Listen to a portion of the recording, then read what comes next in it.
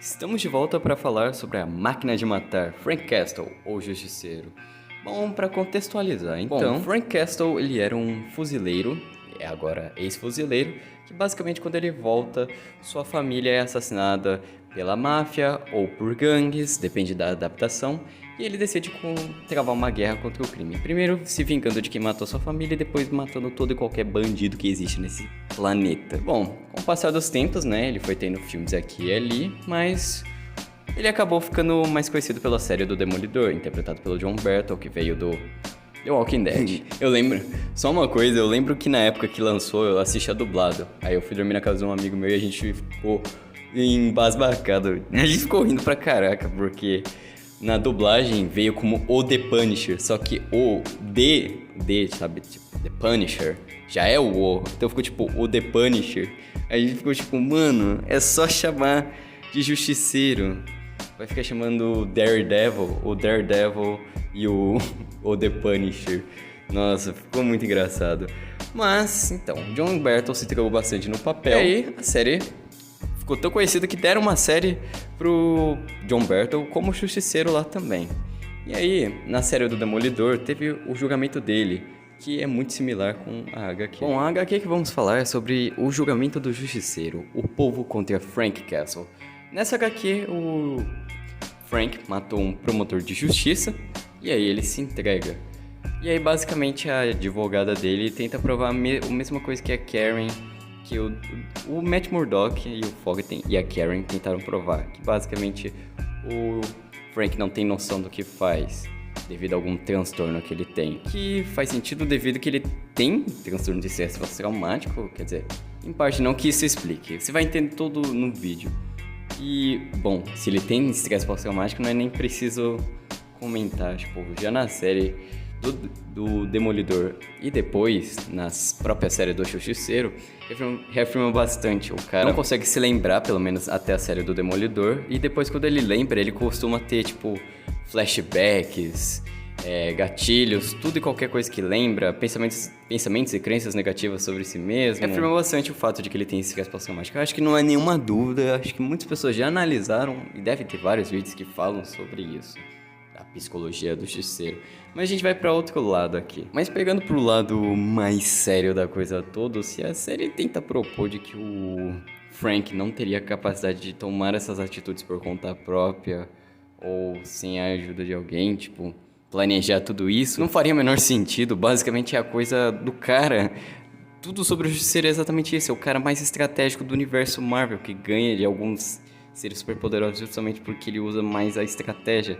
O código moral dele é matar somente os criminosos, ou seja, alguém que realmente tem culpa e não sai por aí matando gente inocente. Então, basicamente, eles têm completamente noção de tudo que ele faz, caralho. Então, no julgamento sério, não daria certo. Mas isso em volta no que foi proposto na série. Na HQ, que você pode estar ajudando comprando o link aí da Amazon, ou você pode também estar doando alguma quantia no Pix, pedindo algum vídeo. Já algumas pessoas estão fazendo isso e já está saindo os vídeos. Vai sair um vídeo sobre Baki, a propósito, por causa disso. Saiu o vídeo de Berserk, vai ter mais vídeos sobre Berserk. Então você pode estar ajudando o canal dessa forma.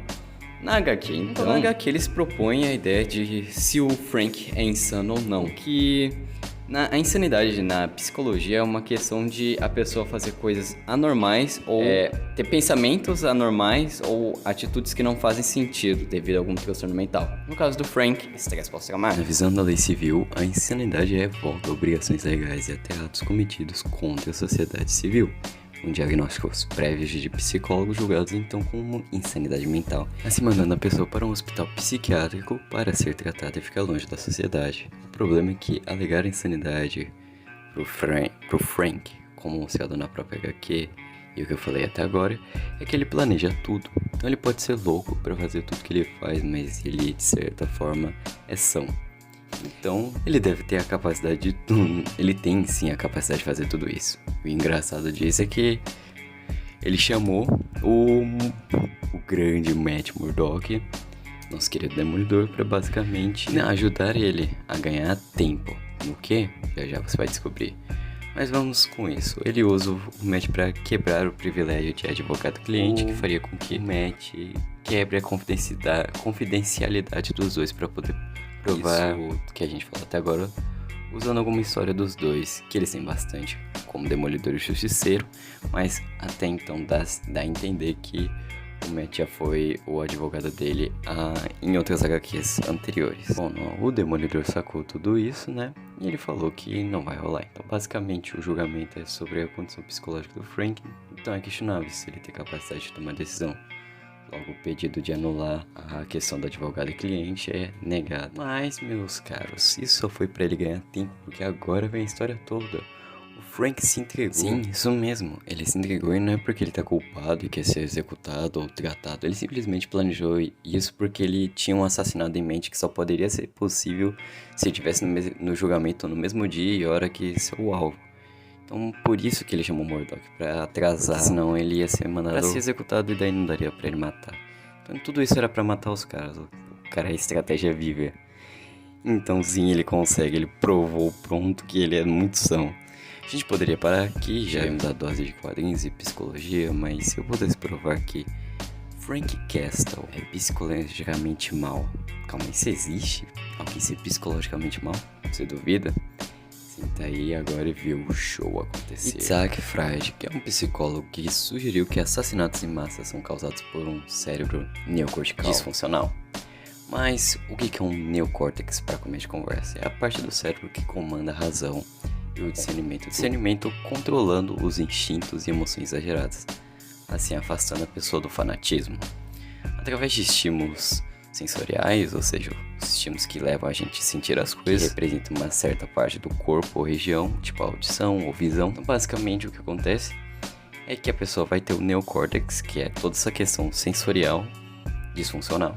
Então ela vai ter um déficit do desenvolvimento dessa área. A partir daí, os comportamentos representam uma fratura cognitiva devido a tudo isso, que ele descreve como uma hiperexcitação dos córtex orbitofrontal e pré-frontal medial, à medida que eles são como inibidores tônicos, a amígdala, e não são mais regulados por controles homeostáticos, viscerais e somáticos, normalmente fornecidos pelos sistemas subcorticais. Traduzindo para você ter uma noção, a amígdala do cérebro ela tem função de manifestar as reações emocionais e na aprendizagem. Apesar de as emoções serem o foco aqui, então, alguém que não tem mais controle das manifestações das emoções não consegue segurar a agressividade, por exemplo.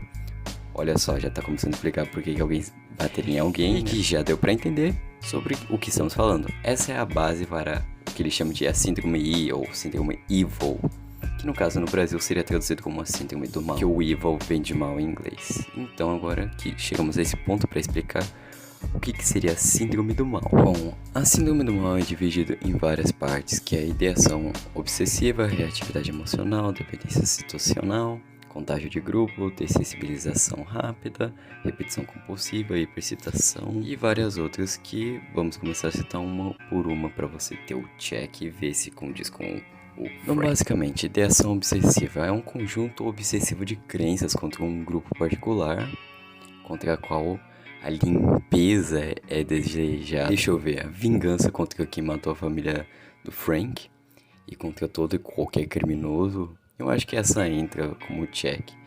Bom, essa obsessão pode ser um resultamento de um mau desenvolvimento do cérebro, que é um sinal de curto-circuito subcortical, que a gente falou anteriormente já.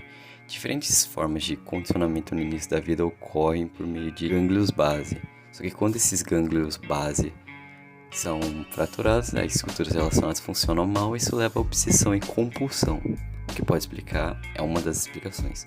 É um conjunto de coisas, então você não pode levar cada coisa como separada para você definir alguém como portador de síndrome do mal. Outro ponto que é a reatividade emocional afetiva diminuída ou dessensibilização, que basicamente é a falta de emoção durante o assassinato. Bom, para alguém como Frank Castle, que é uma máquina de matar, muitos comparam ele como uma força da natureza, quase como a própria morte. Inclusive ele já foi um motoqueiro fantasma, se eu não me engano, e ele já voltou como um anjo? Né? Enfim, essa falta de emoção é muito presente nele. E ela pode ocorrer devido ao quê? A falta de presença de cuidadores na infância, que são basicamente pai e mãe, pessoas que adotam, se ficou em algum lar adotivo, enfim, as figuras, os cuidadores que cuidam dessa criança na infância. Quando não há presença deles, essa pouca expressão emocional ou comunicação interrompida aumenta a chance de distanciamento emocional em filhos adultos. O que também deve acontecer de capacidade da empatia ser diminuída, já que ela cresce após o nascimento a partir de experiências de empatia. Então, se a criança não tem muitas experiências de empatia, atividade mútua com outras pessoas, basicamente, ela não vai ter... se ela tivesse essas experiências, não seria tão facilmente desligada, sofrendo algum tipo de trauma ou, por exemplo, uma lesão. Que foi o caso que aconteceu no Frank. Pelo menos na série ele levou um tiro na cabeça, o que eles usam para dizer que isso pode ter prejudicado o cérebro dele, junto com um transtorno de estresse pós-traumático, dependência situacional ou ambiental. Bom, a mudança de personalidade ou comportamento em situações ou ambientes é muito comum, todo mundo faz. É justamente por uma questão de adaptativa na sociedade. Por exemplo, é bem provável que quando você tá com seus amigos, você não tenha o mesmo comportamento ou jeito de agir com seu chefe no trabalho, porque são ambientes diferentes, requerem habilidades, jeitos e pensamentos diferentes. No entanto, para pessoas que crescem em circunstâncias que não são respondidas mutuamente, igual falado na outra questão, tipo, eles não são reconhecidos, não têm quem se espelhar, eles podem ter mudanças maiores na personalidade, porque a coordenação cerebral deles é prejudicada. Como mostrado nosso querido anti-herói, basicamente quando viu que ninguém vingaria sua família da maneira que ele queria, né, a famosa justiça, ele se tornou a própria vingança. E aí saiu matando todo mundo. Contágio de grupo. Bom, isso pode parecer muito estranho vindo do justiceiro que trabalha sozinho, mas... o contágio de grupo é um impulso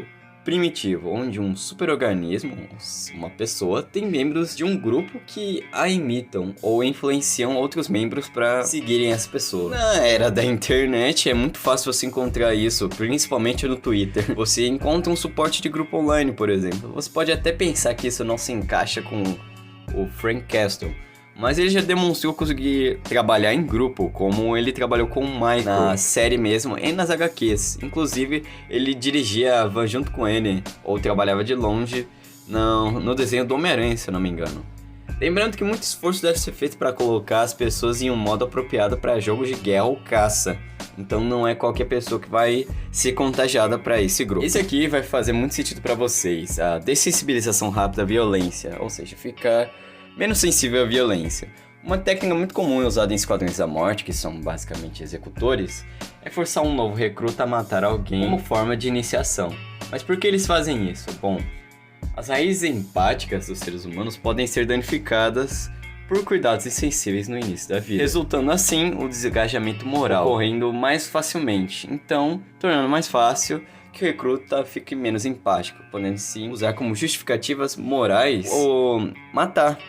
Então basicamente, quanto mais ele vai matando e ele vai achando formas de justificar por que ele tá fazendo aquilo, por exemplo, fazendo pelo bem maior, tá matando pelo país ou para salvar a vida de alguém importante, enfim. Assim ele consegue desconsiderar as consequências dessa ação e vai sempre culpar ou desumanizar a vítima, e assim ele nunca vai ter que ficar mal com isso. Então vai sempre ser mais fácil. A gente vê que o Justiceiro tem uma explicação muito óbvia para isso. Ele faz isso porque é uma vingança para a família dele, mas ele também diz que basicamente ele ajuda todo mundo, deixando todos eles no chão, diferente do Demolidor, que quando ele bate, eles levantam. Essa aqui é a mais óbvia de todas. Repetição compulsiva da violência. Vocês já estão vendo aí no próprio vídeo que, né, isso é bem óbvio. Mas a repetição compulsiva, isso é, a violência repetitiva estereotipada, se encaixa como uma regressão do comportamento. No caso, comportamento de sobrevivência. Bom, não precisa refletir muito, já que o Justiceiro se encaixa, mas se notar, como um ex-fuzileiro que perdeu sua família, ele poderia muito bem ter passado pelo luto e tentado ajudar de alguma forma a sociedade. Poderia ter virado um policial, por exemplo. O que mostra que tem o filme que ele era um policial também. Mas enfim, a mente dele mudou isso para algo a mais, e agora ele vive apenas para isso. Então a regressão surge da incapacidade neocortical. Lembra do neocórtex? Que controla as emoções e tudo mais?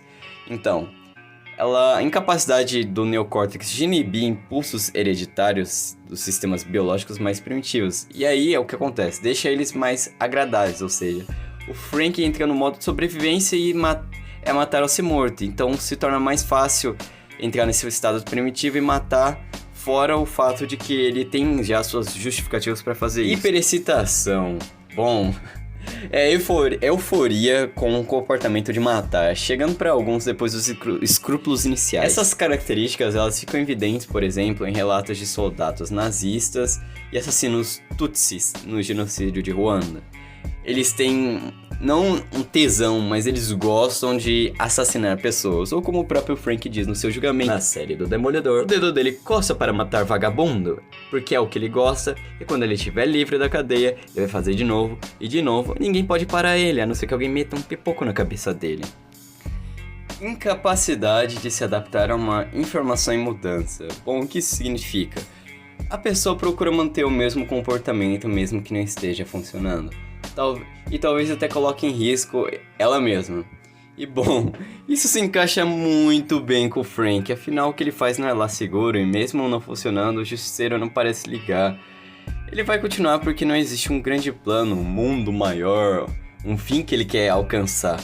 É simplesmente bang, acabou. Pode acontecer também porque tem um sistema órbita frontal decorrentes de trauma, que é igual a gente falou, tiro na cabeça, ou mau desenvolvimento do órbito frontal, enfim.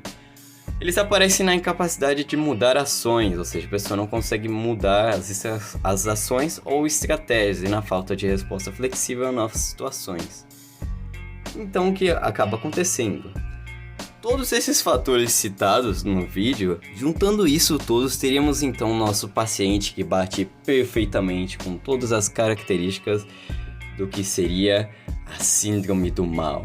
Alguém psicologicamente mal, não insano, não simplesmente um anti-herói, mas alguém psicologicamente mal. Bom, por mais que ainda requer muitas pesquisas, afinal não está no Manual Diagnóstico de Psicologia, o DSM-5, é algo muito interessante a se pensar. Então, o que vocês acham disso? Será que é possível diagnosticar o mal? Bom, dê uma refletida, escreva nos comentários o que vocês acham. Dê uma olhada na descrição, os links, né? A HQ do Justiceiro vai estar ali e o Pix do canal.